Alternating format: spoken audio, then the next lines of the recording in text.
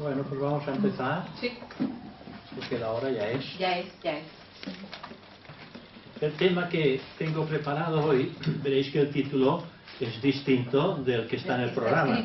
Sí. Porque hablamos del discípulo, del yo superior en el programa, pero en realidad se está hablando del discípulo y el yo inferior. Es decir, vamos a hablar en general de lo que la humanidad siente como persona, a través de su ego personal. No hay que identificarse los presentes con lo que se está diciendo, porque nosotros intentamos cambiar la naturaleza humana en divina, con lo cual hemos de precisar en nuestra vida una elevación de conciencia que nos permita entrar en contacto con la realidad de aquello que somos. Pero como aún no somos eso, hemos de entender lo que realmente el conjunto de la humanidad es y la tendencia que tiene el ser humano en identificarse con todo aquello que los demás también van haciendo. Porque es un reflejo de lo que existe en el mundo exterior en el que nosotros vivimos. Entonces, sin darnos cuenta, pues hacemos exactamente lo mismo o tendemos a hacer siempre lo mismo, pero después hay una cierta reflexión que nos dice hemos de cambiar mis tendencias hacia lo divino. Un poco es en general, el aspecto de esa conferencia. Por eso vamos a hablar más del yo inferior y conocerlo, de cómo actúa, para que nos demos cuenta que en todo momento el yo inferior quiere estar llevando la pauta de arrastrarnos, y nosotros no nos damos cuenta.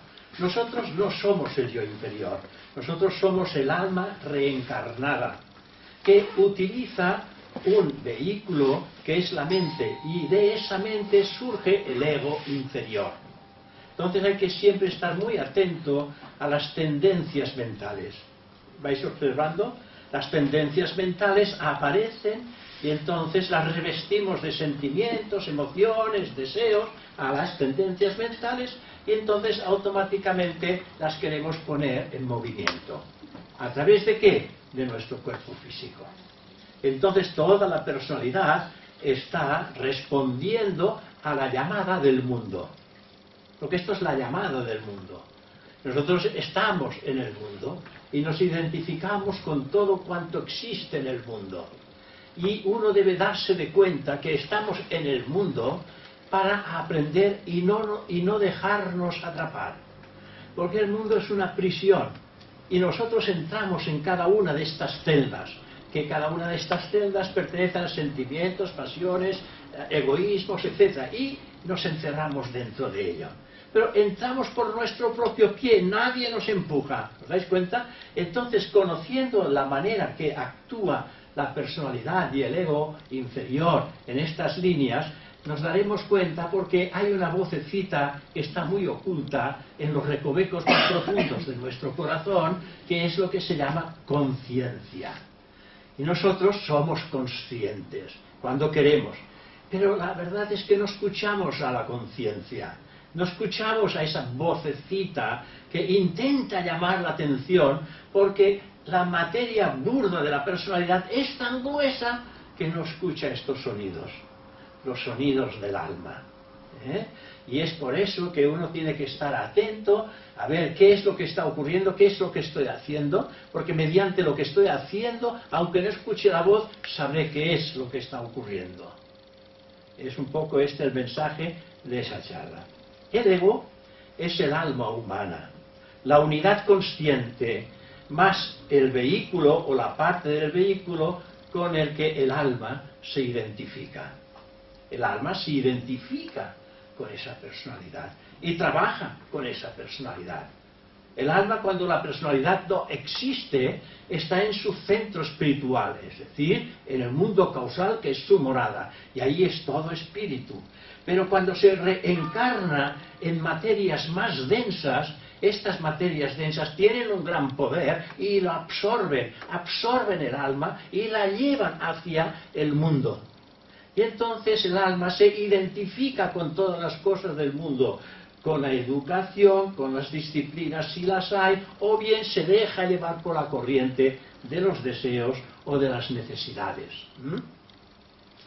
Donde quiera que se ubique la identificación, allí se crea un puesto de mando a través del cual el ego personal gobierna el resto de los mecanismos del hombre.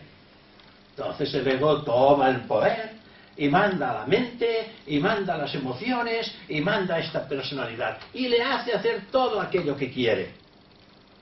Y esto es lo que hacemos, y no nos damos cuenta, porque no nos paramos a reflexionar. No hacemos lo que dice Krishnamurti, discernir, reflexionar, estar abierto. ¿Qué es lo que puede ocurrir? ¿Qué es lo que estoy haciendo? Pero es importante también que esto ocurra, porque si no, no sabríamos nunca cuándo debemos de parar. Antes de conocer el egoísmo, tenemos que entrar en él. Antes de conocer algo, hemos de entrar en ello. Y una vez entramos, lo conocemos. Y cuando lo conocemos, tenemos la oportunidad de decir, no, esto no es interesante para mí. Pero como el alma reencarnada se ha identificado con la materia, entonces esta reflexión da resultado a millones de años. Y a millones de años uno dice, oh, el egoísmo es nefasto. El egoísmo no interesa. El egoísmo me hace sufrir al cabo de millones de años. Pero durante todos estos millones de años se ha regodeado en el egoísmo. Porque él quería para sí todas las cosas. Esto es el ego inferior. Para conocer. Y entonces, en ese disfrutar de las cosas que él quiere, provocan también malestar en el cuerpo, mental, emocional y físico, hasta incluso lo enferma. Y de ahí viene, de la enfermedad, del dolor y del sufrimiento, viene la reflexión del individuo. Entonces se da cuenta que esta actitud no le conviene. Tiene que cambiar. Es una preparación. Cuando se identifica con el cuerpo emocional, actúa como si él fuera las emociones. ¿Qué es lo que pasa? Cuando nos identificamos con el cuerpo emocional, somos las emociones. No somos el ser humano ya, somos las emociones. Ya no podemos hacer nada más que actuar en este sentido de la emoción. Cuando nos identificamos con el cuerpo mental, actuamos como la mente y los pensamientos. ¿Y dónde estamos nosotros? La mente y los pensamientos a través del ego llevan la dirección. De manera que desarrolla entonces, desarrolla un ego físico, un ego astral y un ego mental. Hicimos aquí, hay 3 egos, el ego es uno. Pero si trabaja con la mente es el ego mental. Si trabaja con las emociones, el ego emocional. Si trabaja con el cuerpo físico, un ego físico. El ego es el mismo, pero donde trabaja se convierte en el ego de la función del vehículo de conciencia que el yo superior posee para despertar las cualidades divinas que están latentes en la cueva secreta del corazón. Este es un poco el mensaje que podemos ir sacando de todas estas cosas. Tales identificaciones están destinadas a caer en trampas. Cada vez que nos identificamos en algo, caemos en la trampa. Por eso están estas identificaciones, para que nosotros mismos caigamos en estas trampas. Siempre que el alma humana deja de dar órdenes, el alma humana es el alma que reencarna, deja de dar órdenes, cae en el proceso de la identificación. Cuando dejamos de decir, no, eso no debo de hacerlo, no estamos dando el orden. Por lo tanto, al no dar el orden, caemos en la identificación. Por eso es muy importante el discernimiento o la reflexión. Porque si el alma humana, que es la que ha reencarnado en ese cuerpo, no da la orden, entonces, o no la escuchamos, quizás la orden, o no la da porque ve que no hay predisposición por parte de la personalidad en escuchar. Es muy importante sensibilizar a esta personalidad. La sensibilidad debe de ser exquisita, porque entonces sí oiremos esa vocecita tan tenue. Pero cuando se oye es como un trueno que resuena en lo más profundo de nuestra naturaleza humana y no podemos decir, no he oído y nadie me ha dicho nada. No podremos de ninguna de las maneras alegar ignorancia hacia una realidad total y absoluta que ha intentado penetrar en nuestra mente diciéndonos qué es lo que debemos de hacer. Es muy importante la reflexión en estos sentidos y no caer en la trampa, porque si caemos en la trampa, automáticamente nos identificamos con el pensamiento, con el deseo, sentimiento o con el cuerpo físico. Y además, cuando aumenta la identificación, el alma humana también aumenta sus tendencias y los impulsos del cuerpo físico. Ello crea engaños y deseos en el cuerpo emocional e ilusiones y vanidades en el cuerpo mental. Y es que yo realmente puedo con todo. A mí nada me hace daño y yo soy más fuerte que todas las... Son engaños. Estos son engaños. Porque realmente hay una identificación que amplía las tendencias y los impulsos del cuerpo físico, crea engaños en las emociones, en las ilusiones, en las vanidades, en el cuerpo mental. Después que el alma crea engaños, deseos, ilusiones y vanidades, se identifica con su progenie y se convierte en una tendencia. Se convierte en un impulso o en un hábito.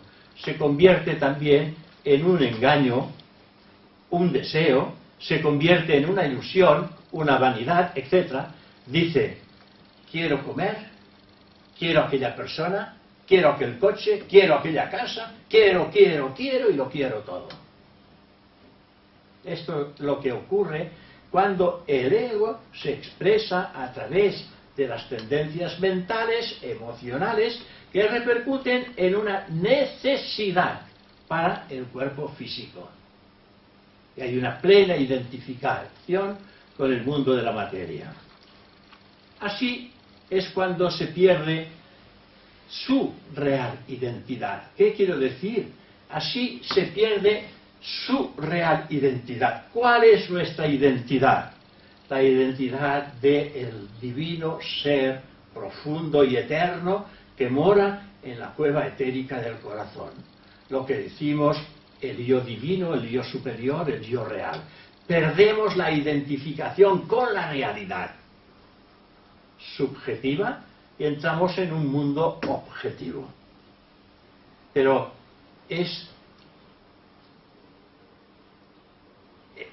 no sé encontrar la palabra justa, es viviseccionar, cortar, viviseccionar, ahora me sale la palabra porque es que no hay, la boca se me seca, viviseccionar. Es igual, es cortar. Es diseccionar. Eso. Es cortar. Es cortar un poco, de alguna manera, la comunicación con la realidad de aquello que somos.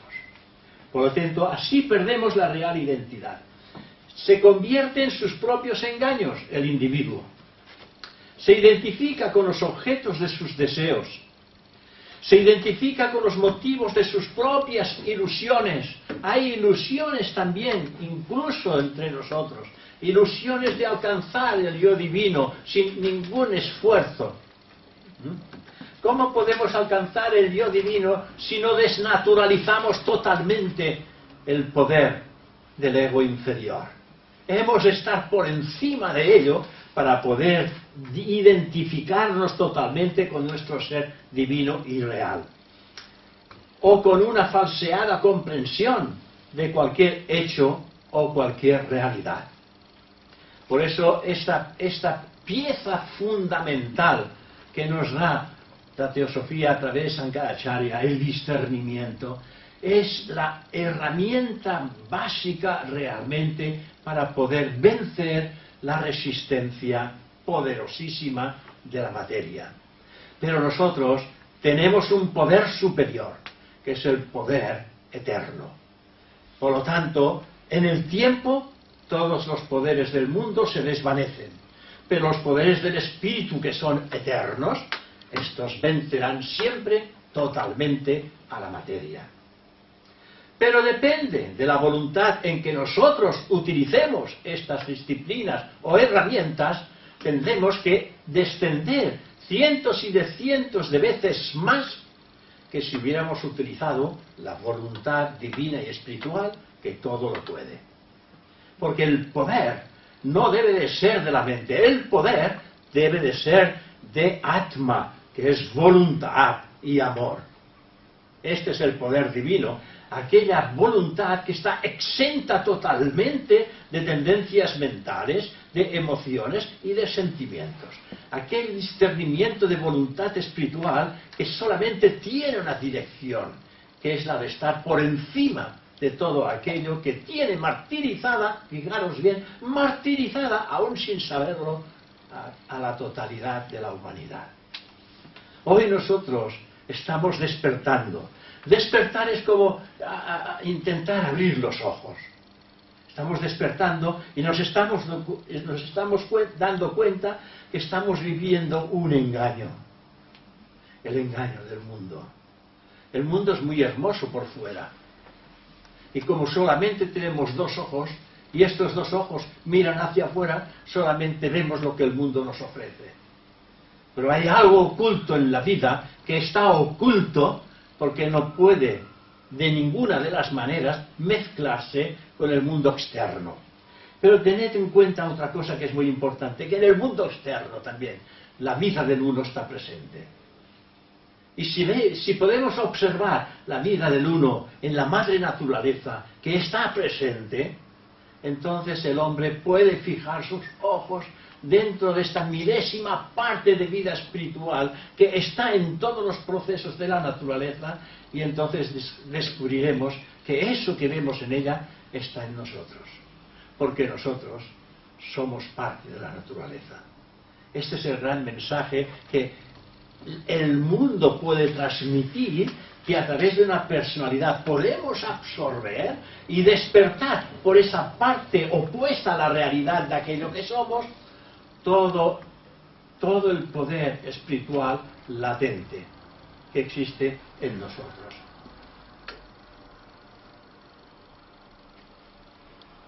Así pierde su real identidad, decíamos.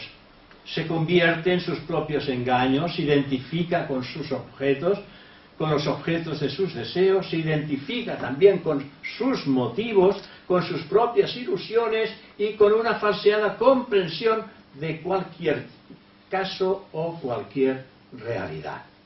Con todo nos identificamos.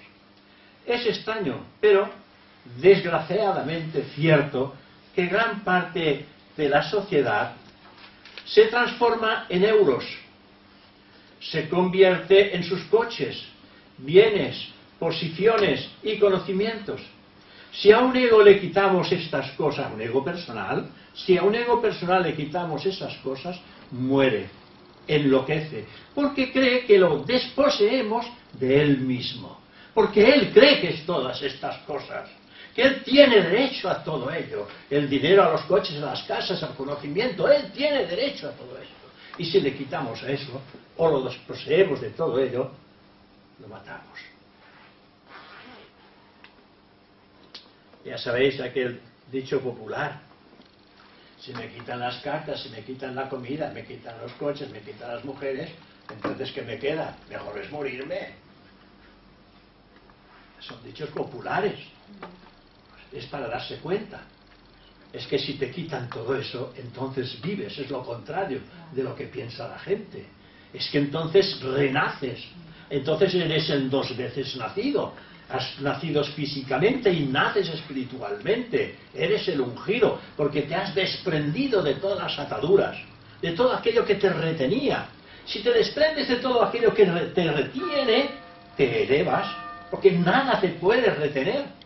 No hay nada de este mundo que tire hacia abajo. No has dejado ni una sola cuerda. Te has desprendido de todo aquello en lo que estabas atado o apegado. Entonces eres el liberado. Y quien se libera, vive. Vive para siempre. Todos viviremos para siempre.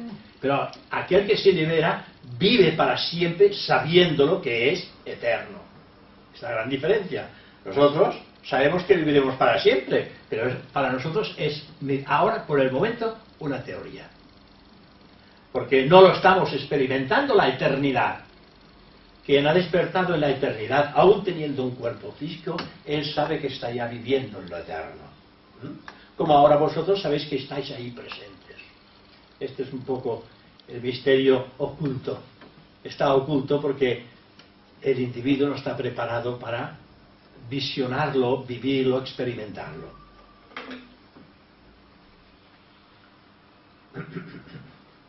Cuando nos identificamos con algo que no somos, construimos el ego, de manera que el ego es precisamente la fuente de todos nuestros problemas y nuestros impulsos complicados, y que los hay muchos. Es la fuente de nuestros engaños y deseos, y la de nuestras ilusiones, vanidades y actividades egocéntricas. Esto es nuestro ego personal. Y ya digo, y el ego personal se reviste de tres maneras diferentes: mediante las tendencias mentales, mediante las ilusiones, engaños, sentimientos, emociones, pasiones y deseos, y después en aquella actividad en que el individuo no puede hacer nada más que aquello que siente y piensa.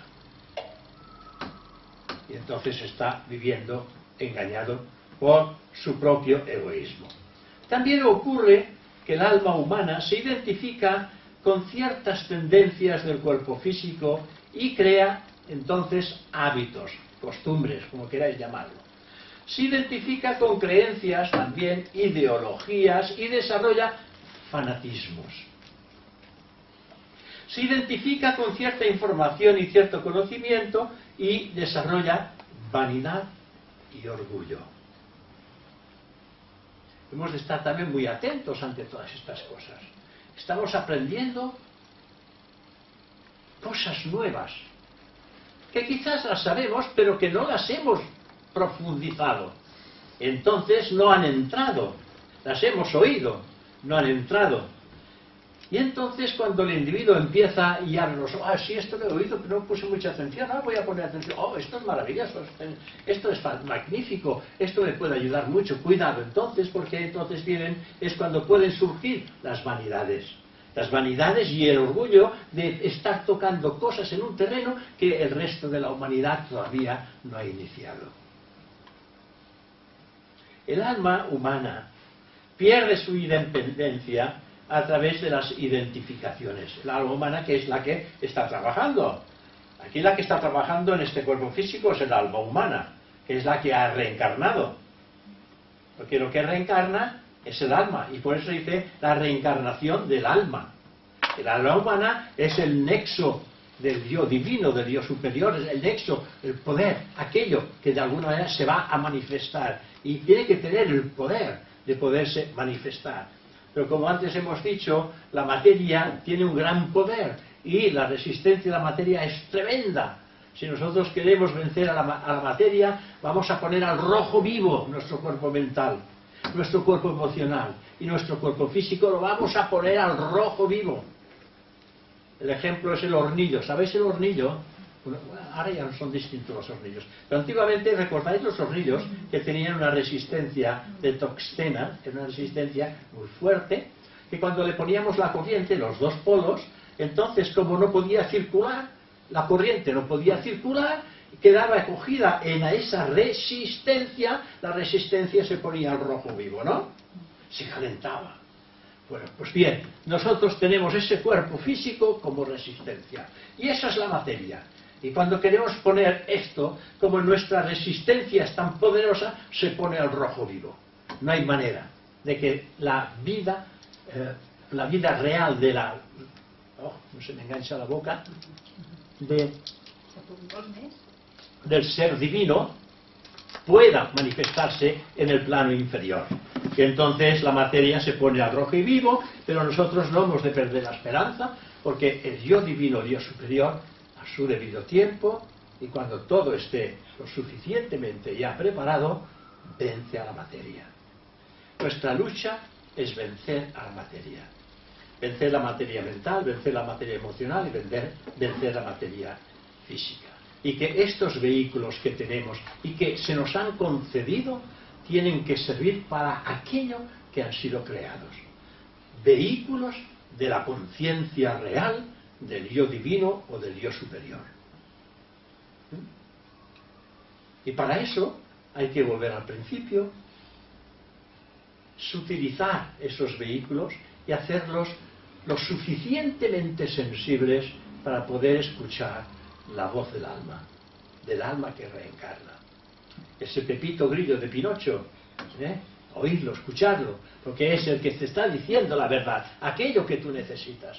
Por eso en Teosofía se nos recomienda todas las noches hacer un repaso de todo aquello que hemos llegado a realizar y observar en qué nos hemos equivocado, para que el día siguiente podamos remediarlo, no lo dejemos parado, remediar el error y darnos cuenta a través de esta reflexión diaria todas las noches, ver estos errores y corregirlos. Corrigiéndolos estamos ya despertando esta reflexión y corrigiendo lo que de manera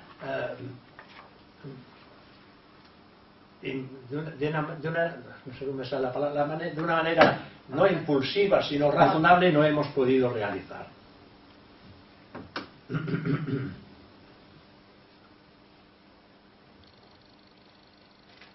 El alma humana pierde su independencia a través de las identificaciones. También pierde su razonamiento y su lógica pura y usa su luz, su amor, su fuerza para servir a los intereses individuales de sus cuerpos. ¿Por qué? Porque la fuerza de la materia tiene un gran poder de atracción. Entonces la luz del alma se identifica con las necesidades del cuerpo, de las emociones y de la mente. El ego personal, el ego inferior, es un alma ciega y paralítica a una luz cubierta con imágenes fantásticas transportadas a lo largo de los siglos, porque no solamente es lo que estamos haciendo en esta vida, sino a lo largo de los siglos por los vehículos del hombre. Porque todo esto es una cosa que se va encadenando de vida en vida y se va engrandeciendo de vida en vida hasta que finalmente el individuo no puede más. No puedo más, no es aquello de la canción, no puedo más. Y entonces intenta ya por todos los medios solucionarlo, remediarlo. Y aquí es cuando viene el sufrimiento. Porque, ¿qué es el sufrimiento? El sufrimiento es precisamente remediar todo aquello que hasta este momento hemos realizado. Porque nos damos cuenta que estamos inmersos en ello. Y al mismo tiempo nos damos cuenta que hemos de superarlo. Y también nos damos cuenta que es muy difícil, que caemos y caemos y caemos y sabemos que hemos de levantarnos. Y aquí hay un sufrimiento constante. El sufrimiento que el óctuple sendero del Buda nos habla precisamente de distintas clases de sufrimiento por las que tenemos que pasar para podernos emancipar de ello.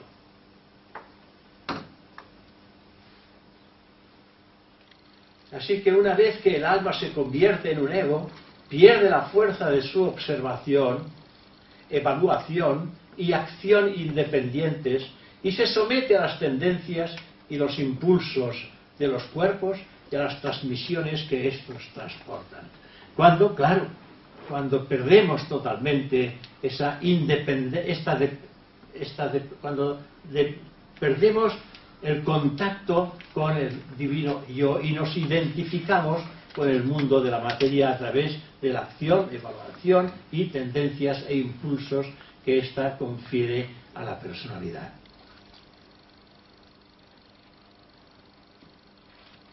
No solo respecto de la herencia genética, porque esto también también influye en los cuerpos, la herencia genética, sino también de las fluctuaciones impuestas a ellas por el ambiente mental, emocional y físico. El ambiente también es propicio a la tendencia hacia ciertas emociones o impulsos mentales.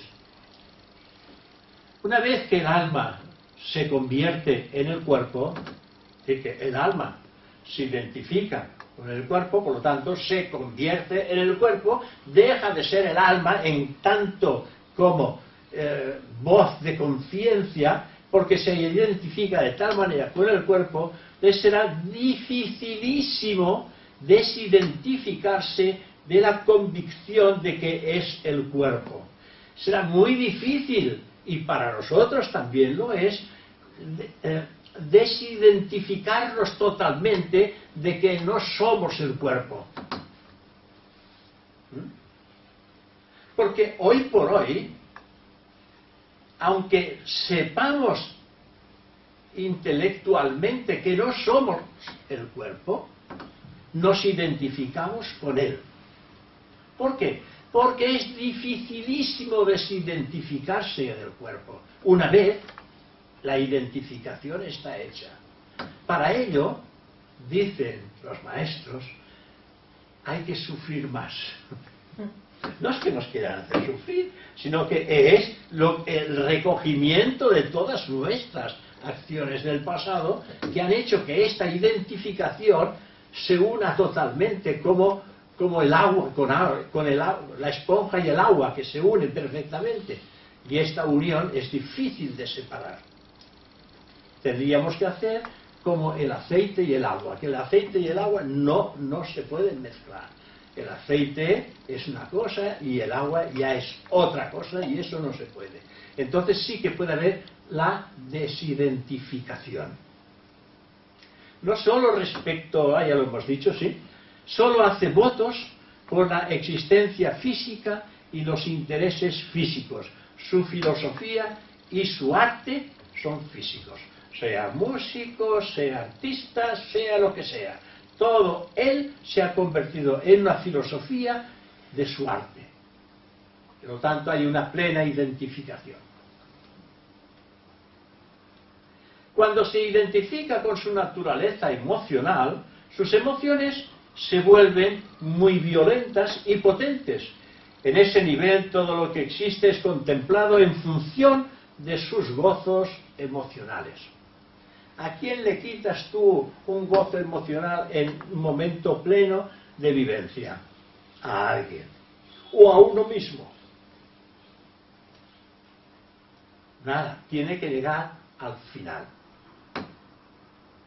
Aquí es no dejarse tentar, no dejarse cautivar por la tendencia mental y emocional. Dejar que esto pase y observarlo, tener la fuerza de voluntad de observarlo y que eso desaparezca. Y si eso desaparece, tenemos una pequeña o una milésima victoria sobre de nosotros mismos, en nuestra propia lucha. Porque la lucha ha estado en frenar el impulso de llevar a cabo la acción, la hemos observado. Porque al observarlo nos hemos dicho a nosotros mismos, eso no interesa. La hemos dejado pasar. Hemos tenido un pequeño éxito en nuestra lucha. Porque la lucha, ¿dónde está? Es la lucha del yo divino con el yo inferior. Primero, el yo inferior tiene que crecer, engrandecerse y ser el dueño de todo. Y finalmente tiene que haber una profunda reflexión y el yo superior entonces está preparado para esa lucha. Y la lucha va a ser larga, ardua y dolorosa para las personalidades. Porque el yo divino no sufre, el yo divino va a abrir, a través de la voluntad grosera desarrollada en el mundo, va a abrir un cauce de transformación. Ese cauce de transformación va a regenerar esa energía que ha dado lugar a una voluntad y a un poder de hacer las cosas. y transformando esa energía en algo constructivo y positivo, lo va a elevar en voluntad espiritual y en amor, sacrificio y hacia los demás. Sacrificio en beneficio hacia los demás. Cosa que hoy, por hoy, a pesar que somos estudiantes de una filosofía milenaria, aún no la vivimos e intentamos. Y esta es una lucha que está empezando en todos nosotros, ¿o no? Esto está empezando en todos nosotros. Esta lucha está empezando. No estamos en el auge de la lucha. En el auge de la lucha estaba... ¿cómo se llama la rama? Arjuna. Arjuna, en el Bhagavad Gita. Él está en el auge de esa lucha. Y necesita el poder divino de Arjuna, de Krishna, que es su maestro Krishna, el Dios divino, el Dios superior. Él está diciendo lo que tienes que hacer. Él ya está escuchando esta voz. Nosotros no la escuchamos, no tenemos esa ayuda. La ayuda viene de uno mismo. No la tenemos, y unos dirán, no la necesito. La necesitamos, pero enormemente. Sentir esa voz que nos está diciendo aquello que debemos hacer. Esa voz nunca nos dirá lo que no debemos hacer, siempre nos dirá lo que hay que hacer. Y entonces el individuo va descubriendo poco a poco, mediante ese despertar, vida tras vida, que aquello que he ido yo despertando en esta vida, despertará en la próxima en toda su plenitud. Y con ese engrandecimiento de conciencia voy a despertar en la próxima vida mayor caudal de conocimiento y sabiduría, y vida tras vida esto va creciendo hasta que finalmente uno se convierte en aquello que es. Que hoy no sabemos lo que somos. Hoy no sabemos lo que somos. No sabemos ni quiénes somos. Muchos diréis, yo sí que soy quien soy, ¿no? Esto que sois, esto que vosotros aquí sois, eso se va a desvanecer. Esto no es. Lo que se desvanece no es. Aquello que es, siempre, siempre, siempre, eternamente, siempre es. ¿Veis? Entonces, ¿por qué? ¿Tienes un caramelo? ¿Así lo tienes en la boca todo el tiempo? Pero no podré hablar. Sí, ya te escuchamos, tú haces así. Y hablas. Si es pequeñito, sí. De miel. Porque si no... Nosotros pensamos que nos conocemos, ¿verdad? Personalmente sí, y lo conocemos bastante. Pero solamente conocemos lo que en esta vida estamos haciendo. Así. Gracias. Conocemos solamente lo que en esta vida hemos descubierto y estamos haciendo. Pero no conocemos nada de la realidad de aquello que hayamos podido hacer en el pasado. Un cachito. Muy buena idea. No podemos conocer nada de aquello que hemos hecho en el pasado. Porque lo que está hecho en el pasado está guardado. Está guardado en el subconsciente y a su debido tiempo esto aflorará. Cuando aflorará, pues habrá que cambiar. Primero estas pequeñas cosas, que vosotros recuerdáis que son muy fuertes estas cosas. Bueno, esos son pequeñitas cosas, es el indicio de algo muy superior que en próximas vidas tendrán que aparecer. Porque no podéis lograr imaginar lo que el hombre en el pasado ha realizado en vidas y vidas pasadas, porque estábamos muy lejos del estado de conciencia en el que nos hallamos ahora. Y se hacían cosas que ahora no podemos imaginar. Y las cosas que se hacían eran completamente dolorosas, porque se hacían de cuerpo a cuerpo. No hay los avances tecnológicos que hay hoy día. Se hace de otra manera, pero antes era muy brutal. Y esas etapas las hemos visto, las hemos vivido. Y estas cosas están guardadas, muy bien guardadas, en los escándalos. Y a su debido tiempo vendrán. Hoy por hoy no las podríamos registrar. Están solamente aquellas más suaves que podemos de alguna manera cambiar y transformar.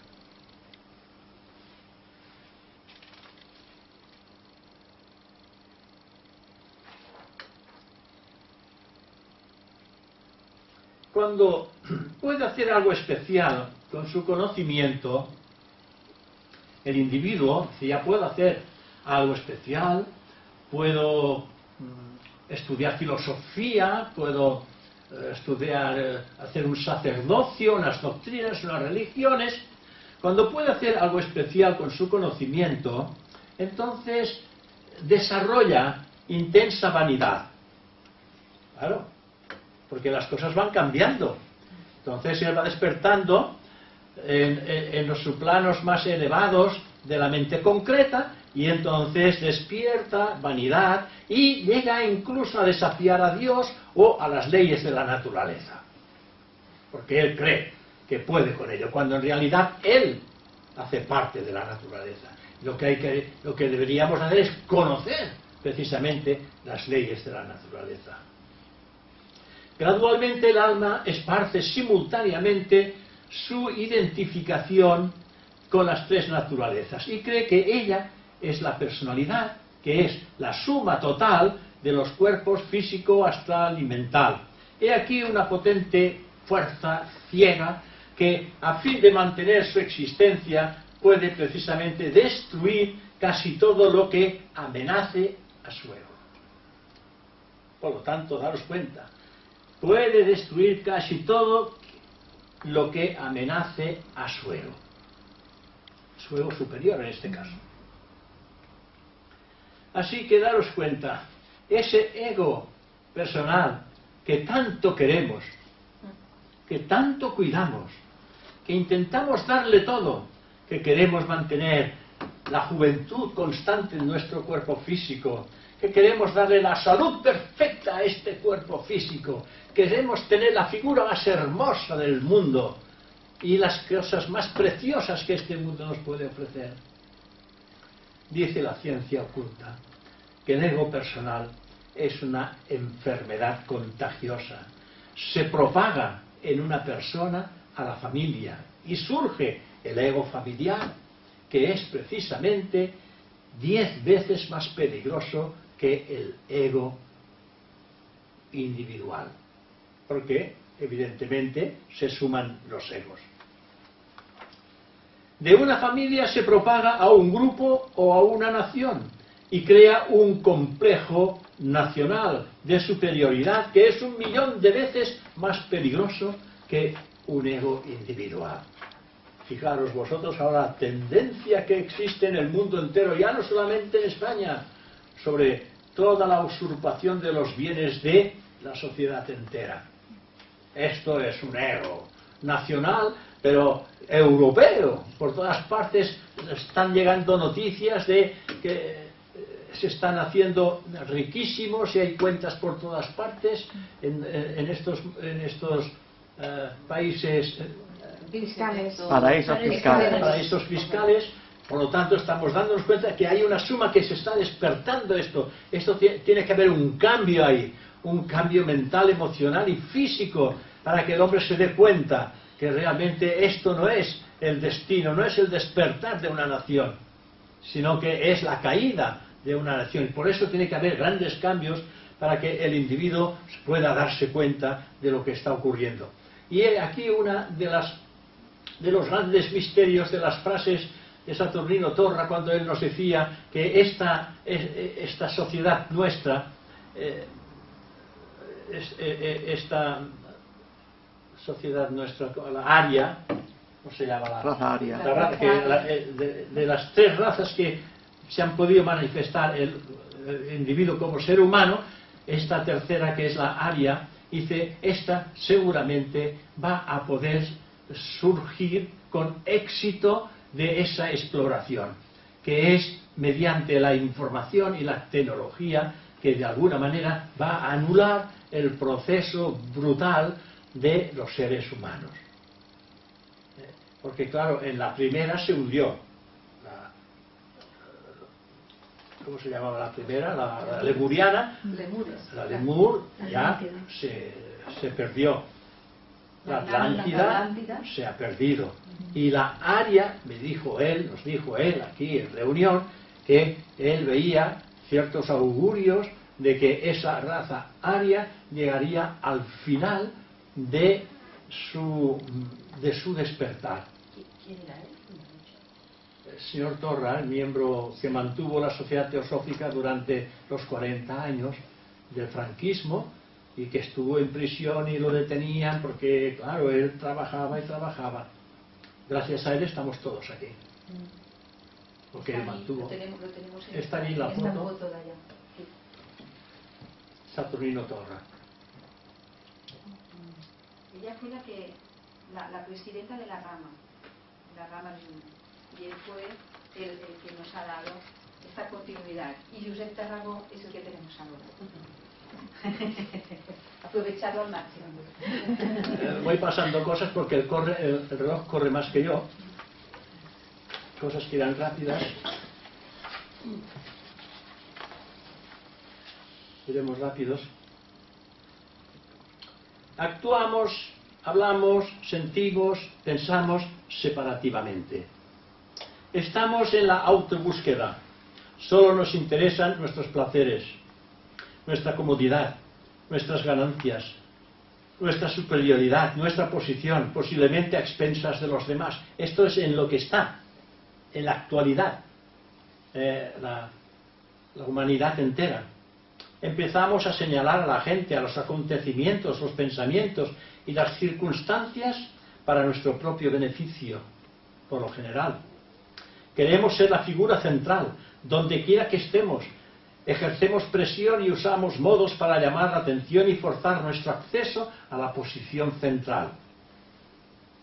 Queremos gobernar, mandar, sin tener autoridad ni títulos para hacerlo. Empezamos a apartar nuestra vista de lo que valen los demás. Lo que los demás valen nos irrita y nos hace sentir incómodos. Desarrollamos una enorme carga de vanidad. Pensamos que lo podemos hacer todo, que lo tenemos todo, que lo sabemos todo, que somos todo. Por supuesto que esto empieza poco a poco, pero termina en la locura.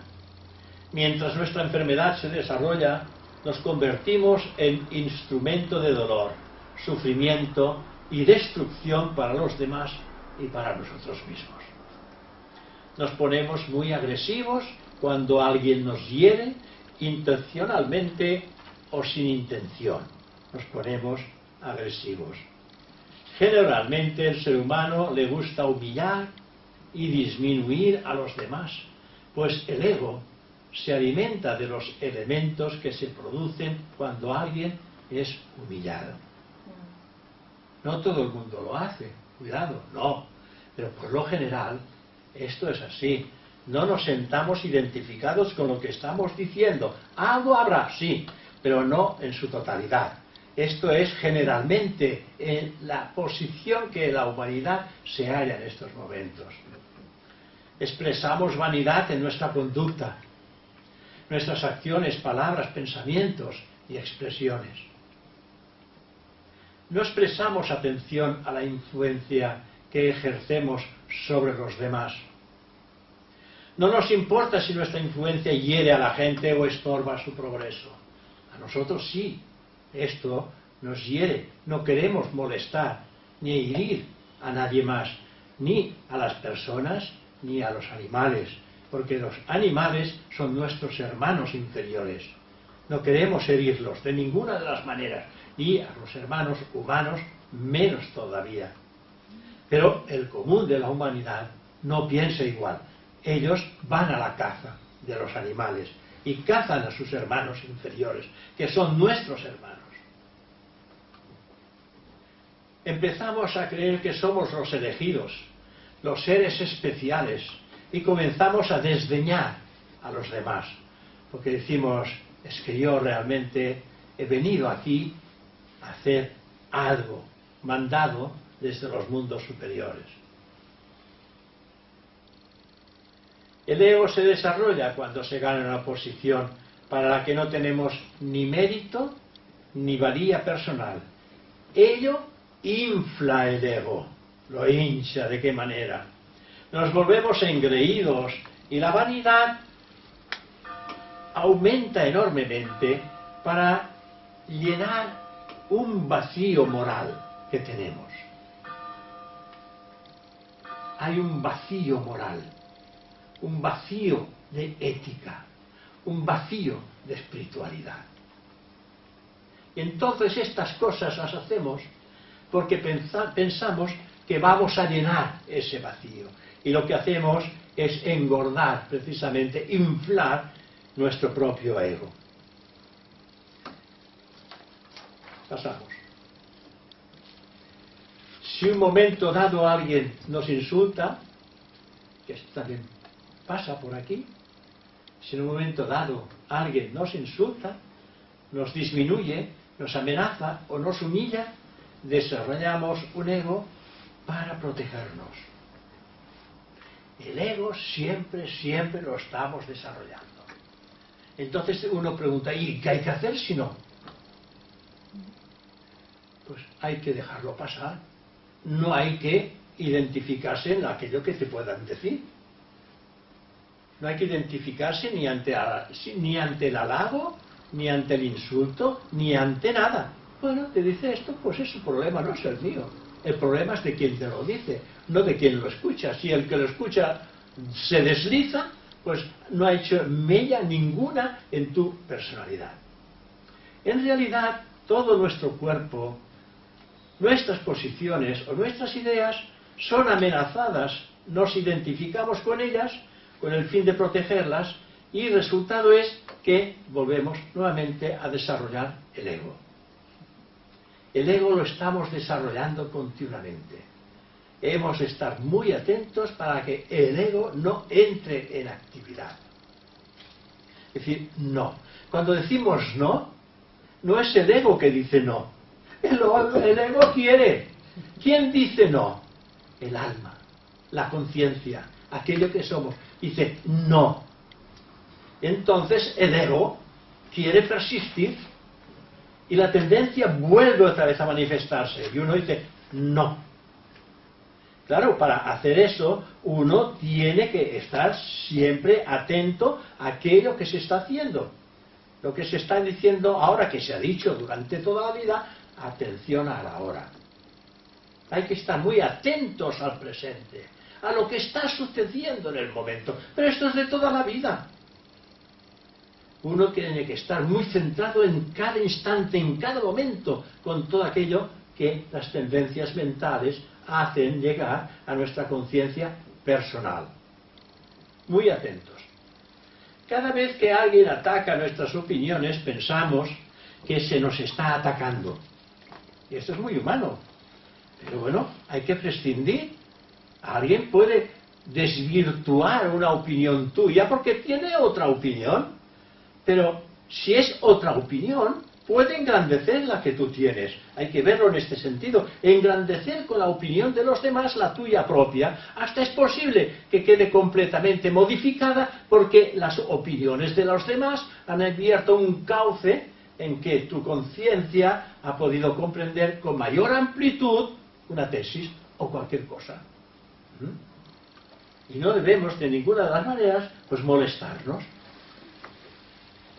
Cuando nuestros modales, expresiones, sentimientos disgustan a los demás, creemos que se nos está atacando. Entonces nos enfadamos y actuamos como algo que no somos y nuestras reacciones son violentas.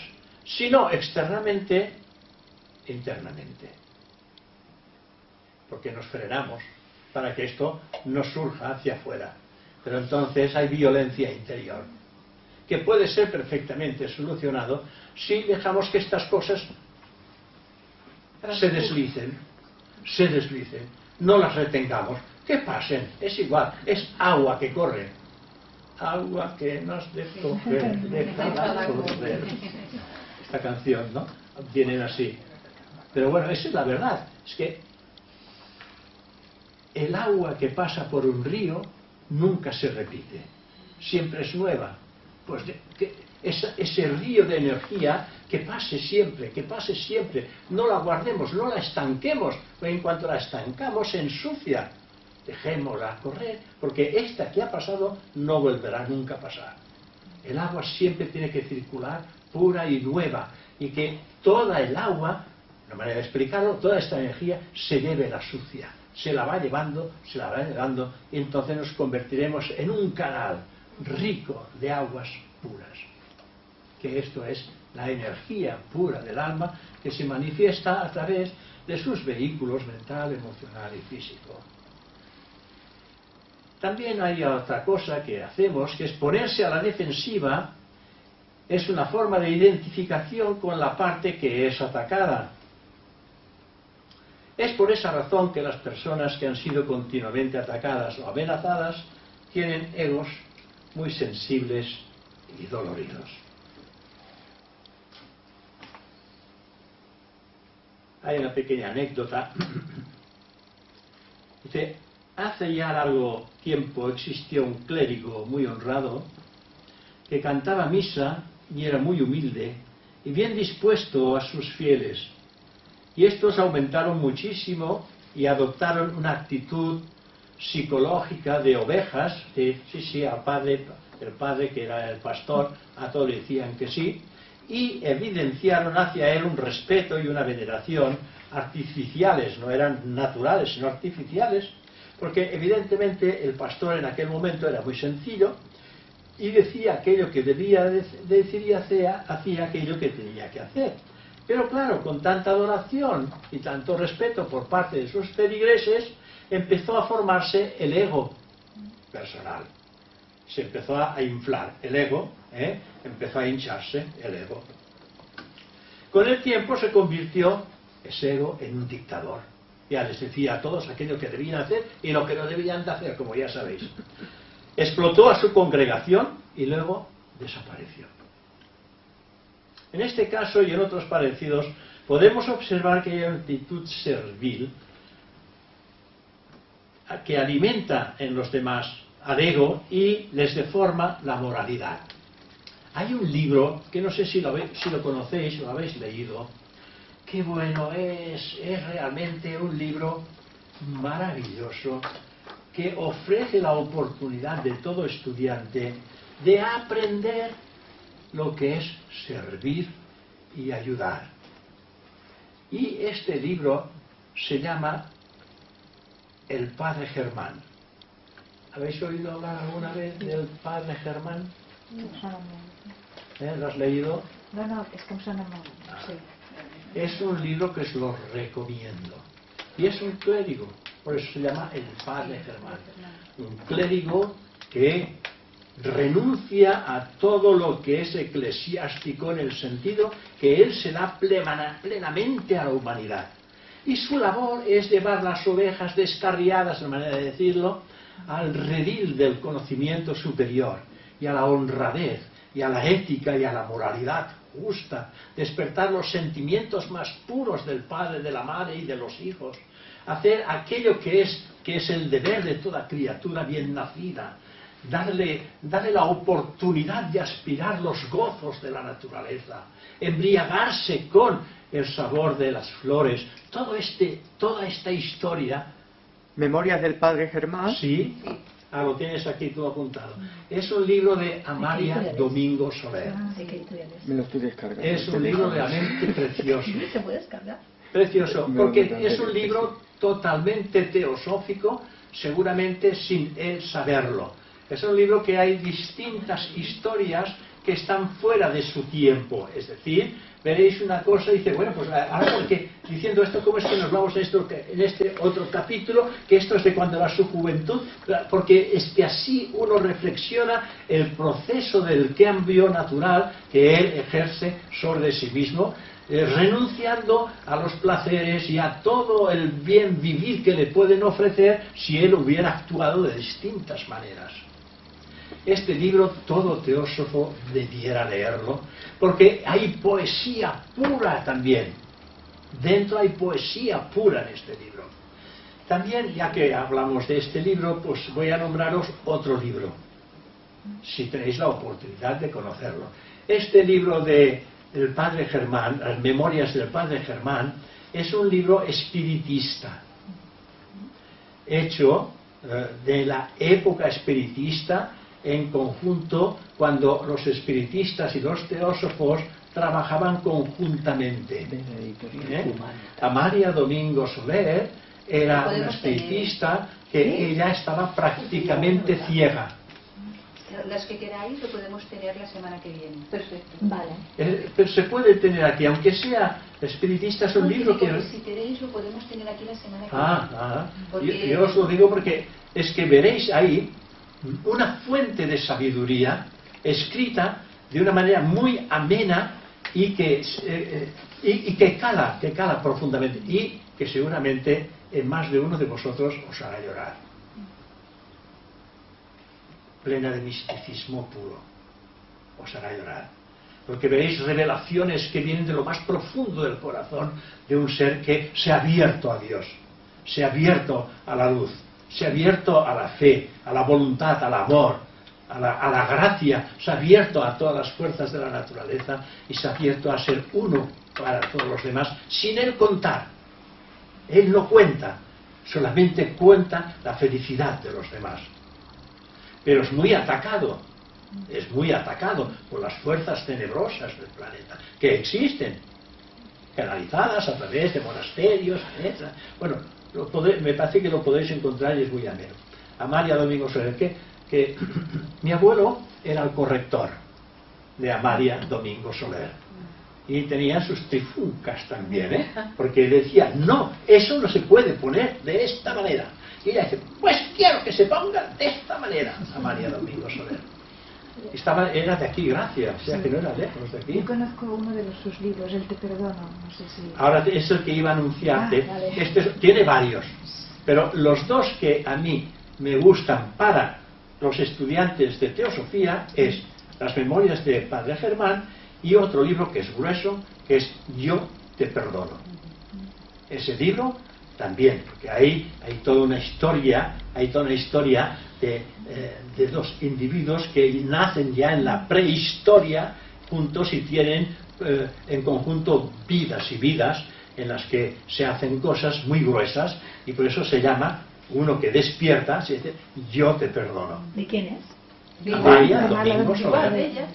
Amalia, sí. Sí, Amalia Domingo Soler. Ese también lo puedes tener aquí, si quieres. Si es de manita, sí. Ahora lo miraré. Porque ya os digo, os hará reflexionar, porque abre los sentimientos. También hemos de abrir los sentimientos más elevados y puros, porque estos hacen que las lágrimas acudan a los ojos. Surgen lágrimas, y estas lágrimas que surgen son las lágrimas del alma, no son las lágrimas del cuerpo. Es el alma que se siente totalmente identificada con esa realidad, de ese mensaje oculto que viene desde los tiempos inmemoriales y que tú al tenerlos, el alma los reconoce como propios, porque todos somos uno. No es la historia del individuo, todos tenemos nuestra historia y nosotros que nos vemos separados, todos somos uno en realidad.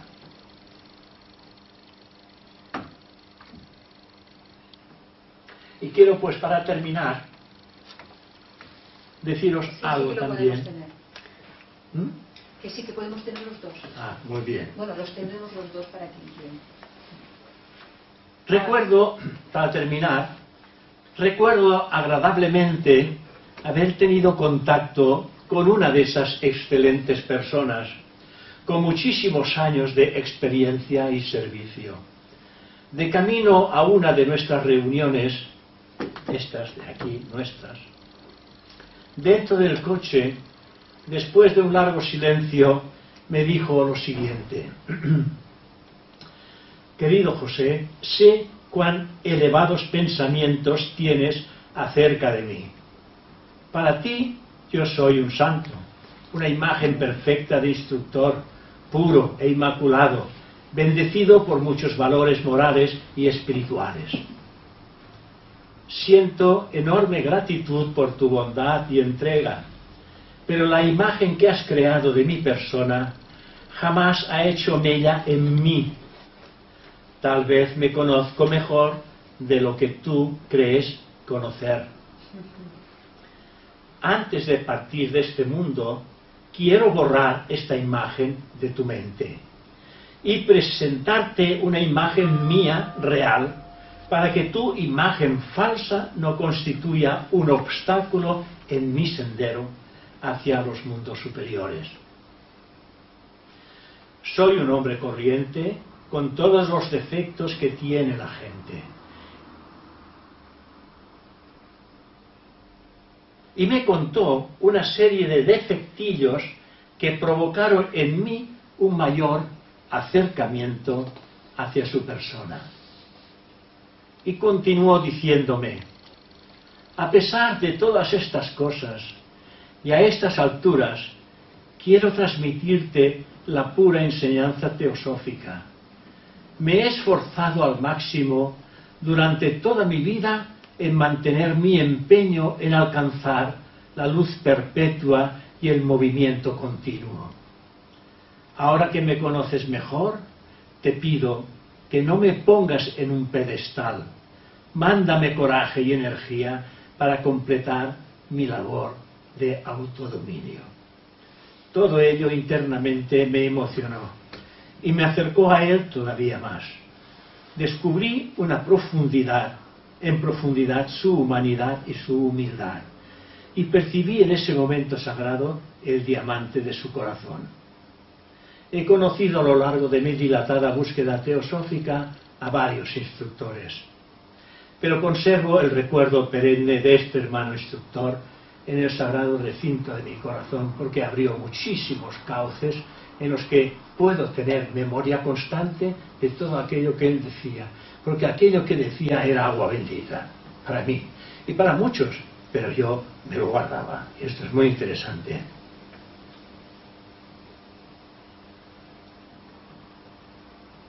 Y lo quiero dejar aquí, no quiero hablar más de ello, porque hasta aquí es de este hermano instructor. Lo demás es volver otra vez un poquitín a ese ego inferior que nos está perturbando siempre desde el momento en que nacemos hasta el momento en que morimos. Pero descubrir esto y corregirlo es una labor de gigantes. Pero tenemos la voluntad de Atma, que es voluntad espiritual pura de la propia mónada, y que podemos ejercer presión sobre esta personalidad y ganar, si queremos, todas las contiendas que puedan existir entre espíritu y materia. Si queréis hacer algún comentario. De momento darte mucho las gracias, porque ha venido expresamente A decirnos para todas estas cosas. como que el que dice saliendo con el de la cama por No, pero venir, pero he pensado, sí, sí. ¿por qué no bajar si ya estoy un poco mejor? Sí, no, Y tal como estaba, pues he bajado. y, ha sido muy, muy importante. Y esto último que estabas diciendo, como yo sé, como ha Este ido, señor estamos que os ha hablando dicho. de- Señor, Mira, os lo voy a traer para que todo el mundo lo vea. por internet pueda saber quién es. Si solo por su cara ya de alguna manera se llamaba Saturnino Torra Palá, que es el padre de la presidenta en la actualidad La presidenta española, la sociedad de texto. de España, De Ángeles. evidentemente. Y de Ana. Pero un hombre Sí, de entregado en espíritu y cuerpo totalmente a la enseñanza, y en unas épocas en que estaba la cosa muy, muy mal. Que lo habían, cada vez que venía el caudillo lo encerraban, lo dejaban en prisión, pero tuvo unas vivencias con todas estas cosas realmente fantásticas. Él y otros que también, no estando aquí, estaban en Madrid, y algunos también que estuvieron aquí.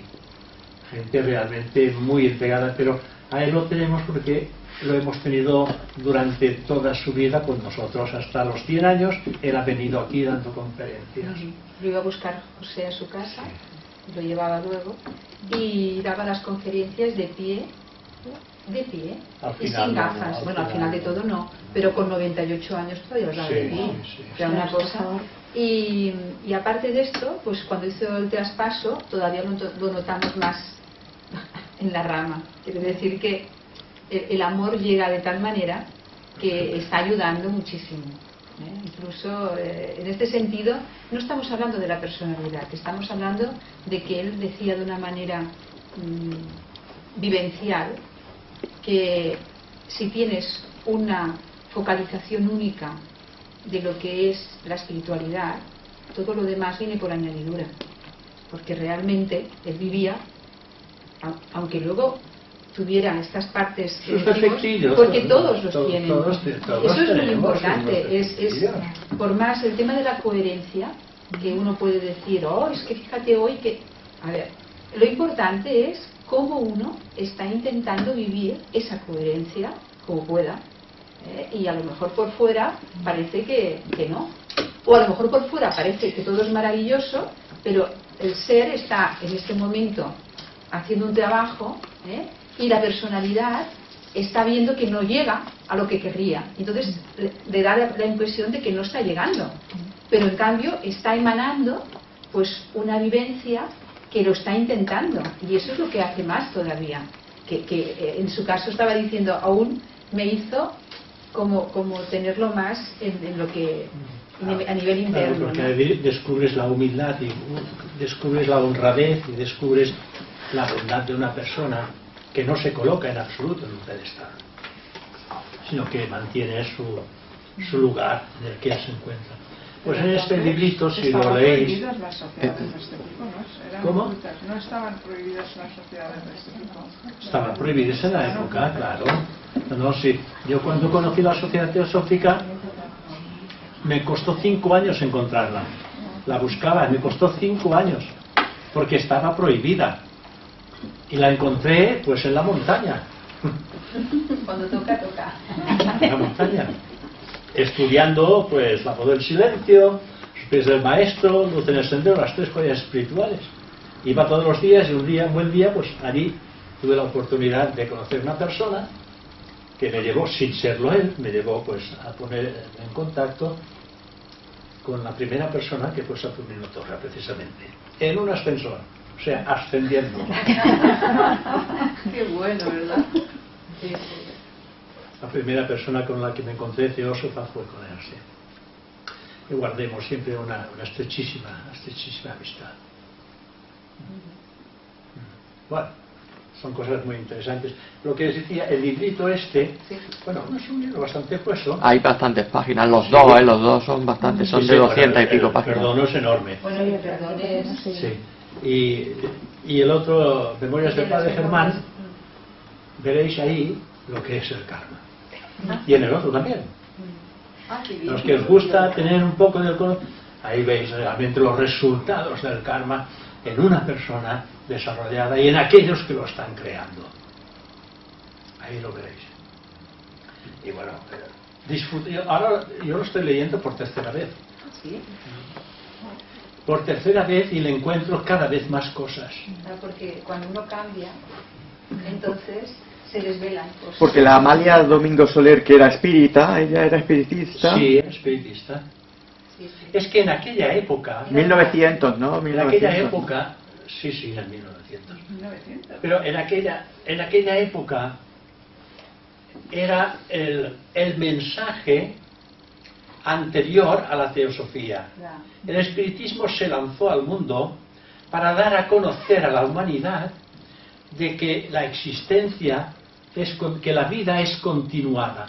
La labor del espiritismo era esto. La labor del mensaje espiritista era dar a conocer a la sociedad que la vida es continuada y que después una nueva sociedad vendría a dar el mensaje.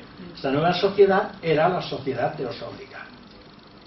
El espiritismo empezó por las hermanas Fox en Londres y en Francia por Allan Kardec, y ahí por Amalia Domingo Soler, Leon Denis, William Warren, distintos espiritistas que se pusieron en contacto con Chiffre, con Clement Herrère, con todos los teósofos, y hacían piña, y los teósofos iban a dar conferencias de teosofía a centros espiritistas.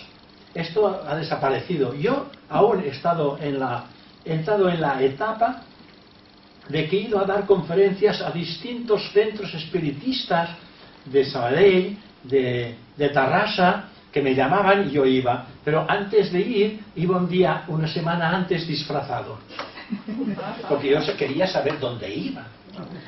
Me disfrazaba un poco para que no me conocieran, pero hubo uno que me conoció disfrazado y todo. Dice, usted no es el señor Tarragó. Dice, hombre, que vengo de incógnito. Me los cobra. Vengo de incógnito. ¿Y para qué? Digo, para conocer el ambiente. Estos años eran años muy majos. O sea que se trabajaba conjuntamente. Después el espiritismo pues ha ido desapareciendo un poco. Creo que ya por Tarrasa queda muy poca cosa. Por Sabadell también. Pero habían grupos muy majos. Y teósofos y espiritistas trabajaban conjuntamente. Qué curioso, yo no lo sabía eso. Porque es que después, no sé, las personalidades pues se encienden y se pelean.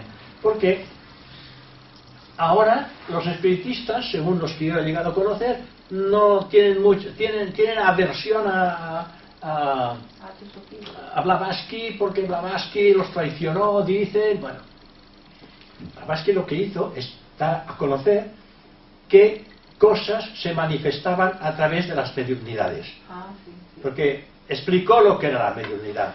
Explica Madame Blavatsky que hay dos clases de mediunidad, la pasiva y la activa. En Que la Isis Sin pasiva- Velo habla mucho. ¿Eh? En Isis Sin Velo habla mucho. Claro, de la pasiva y de la activa. Ella era una medium, pero una medium activa. Una medium activa, ¿qué quiere decir? Que está consciente en todo momento de todo lo que está sucediendo. Porque si algo se presenta a través de ella que no está de acuerdo a lo que es la verdad, entonces no lo deja pasar. ¿Por qué? Porque es activa y consciente, tiene mando sobre sí misma.